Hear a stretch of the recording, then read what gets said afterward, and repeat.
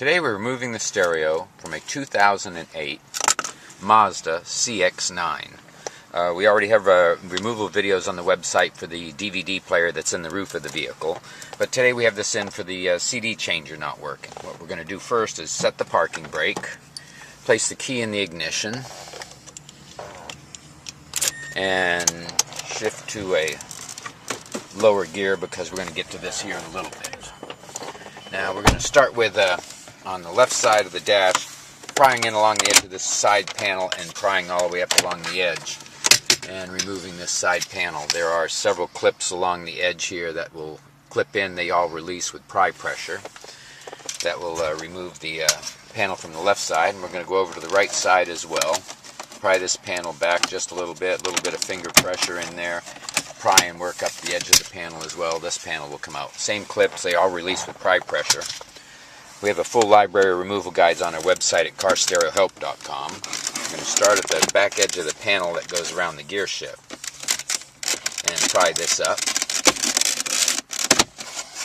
Now this is going to pull up on both sides and come back over the gear shift. We're going to take this and twist the bulb on the side here. This is a twist release bulb, and we're going to remove the panel. There are several clips here as well, and the bulb goes back into the opening. But this is also going to pull the piece out that goes down into the bottom of the pocket that's up in the front here. This is going to be removed with this as well. Next we're going to remove one screw. We can tell already that this radio has been out of the dash before because there should be one screw down here below the cigarette lighter. But that's missing on this one, so that's already been removed. And next we're going to pry and pull back on the panel here on the side, and that will pop right out. Try that again, but you pull on the sides and it'll pull the panel right up. Now we have the cigarette lighter here as well, and that's got a connector on it, and this connector here has a little trigger on it that you push this trigger down, it releases the lock and it allows it to release. And it looks like we have one screw here on the top. This was missing. Okay. One screw on the top on the left here we're going to remove. As well. And this, again, we can say this has been out of the dash before because we're missing one here on the right. Next we're going to start with prying the sides of the panel back. We're going to work our way up both sides at the same time. And as we get to the top, we're going to pull, not pry up at the top, but pry towards the back of the vehicle. And pull towards the back of the vehicle. This will release the whole panel up over the top here. Now we're going to start with, there we go, and pulling the panel back from the dash. Now this is going to give us several connectors, one for the emergency flashers, and three down here at the AC controls. Now we're going to push these triggers down. They all release on their own.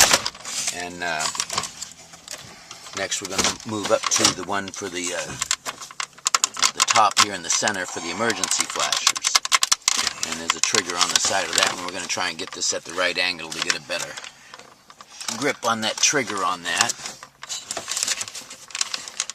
And with a little bit of pry down pressure and pull, that removes. Now we're going to remove this panel and put it to the side. But all three of these connectors at the bottom, again, they're all different sizes. You don't have to mark where they go, or they're all keyed differently. But again, the trigger is on the top. You push this trigger down, it'll release. Same with the second connector and the third connector as well. When they all go back in, they will snap back in place. We also have the connector that was for the emergency flashers here. It has a trigger here as well, and if you push that trigger down, that will release the connector as well.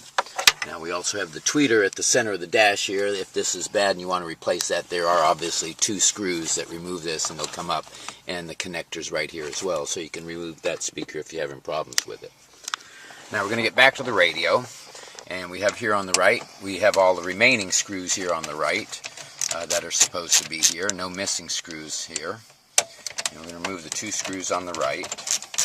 Again, a full library of removal guides at carstereohelp.com, and we also have repair rates for these stereos as well. And we're going to remove the two screws on the left as well. Those happen to be here. And now we're going to grasp the bottom and top of the radio and pull that from the dash. This is going to give access, pull it forward to give access to all the connectors here on the back. We're going to start with the antenna. That was just a pry or pull loose. And then the first connector. And then the connectors on the opposite side as well. Again, these connectors, the antenna lead, it's you just grab the black base here and pull. This one is just a pressure fit, no lock on it. And then these connectors, as for the rest we've seen so far, have the same type of trigger on the back. And the main one for the car stereo as well has the trigger here as well that needs to be pushed down. That'll all release. This is how you remove the stereo from a 2008 Mazda CX9. Hope this video has been helpful. Thank you for watching, and see our website carstereohelp.com for more help. Thank you.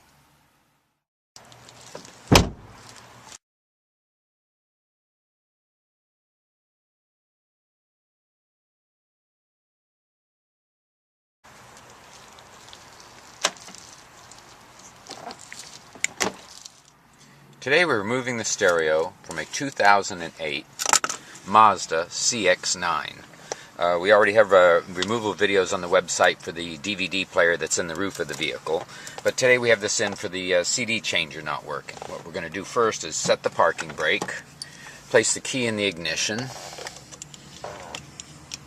and shift to a lower gear because we're going to get to this here in a little bit. Now we're going to start